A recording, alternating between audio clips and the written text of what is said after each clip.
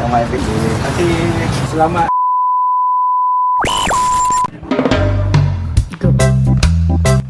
Buat apa tu Saiful? Macam sibuk je. Adanya tengah siapkan coklat ni.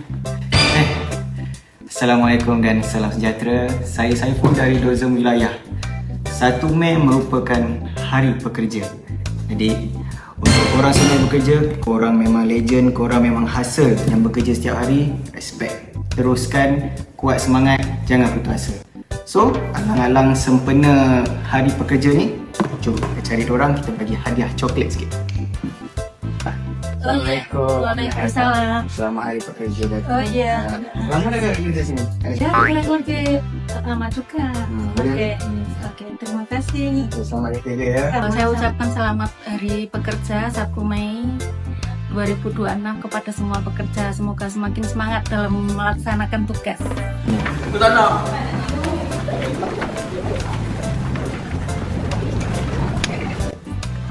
Assalamualaikum Kak Ia.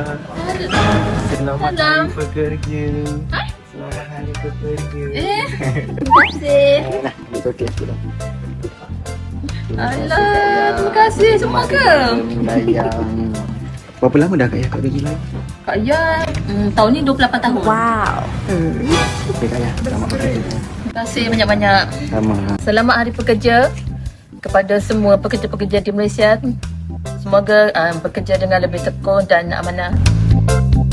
So, Dozem Wilayah ni ada 2 tingkat. 14 dengan 15. Sekarang kita turun 14 pula. Assalamualaikum Abang Nizam. Waalaikumsalam. Mana dekat? Oh, okey. Ucapan lah itu selamat menyambut hari kerja. Oh. Ni, Abang Nizam dulu tangan jap. Ni. Boleh. Berapa dah dekat dengan Abang Nizam kerja sini berapa lama dah? 6 tahun. Nak mengucapkan selamat Hari Pekerja kepada semua warga-warga pekerja lah di seluruh Malaysia. Abang Nizam. Selamat hari coklat sikit. Dozem Wilayah. Oh, Dozem Wilayah 16 tahun juga. 16 tahun dah kat sini. Selamat Hari Pekerja kepada semua warga Dozem, terutamanya warga Dozem Wilayah Persekutuan, dengan ucapan habiskan bizi 2026.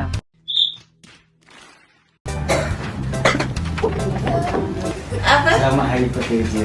Oh, alright. Thank you. Ada coklat sikit untuk Puan Mat. Okay. Alright. Selamat Hari Pekerja kepada semua pejabat awam, kepada semua warga kerja yang bekerja, tak kira lah di pejabat atau di mana-mana sahaja, anda semua hebat dan terbaik. So sekarang kita nak pergi nampak warga luar Dozem. Jom. Sikit ucapan bang, selamat hari kerja. Selamat hari kerja. Terima kasih banyak. Dekat 8 bulan lah. 7 bulan. Selamat hari kerja untuk semua yang bekerja. Ya, sikit dengan hadiah nak coklat.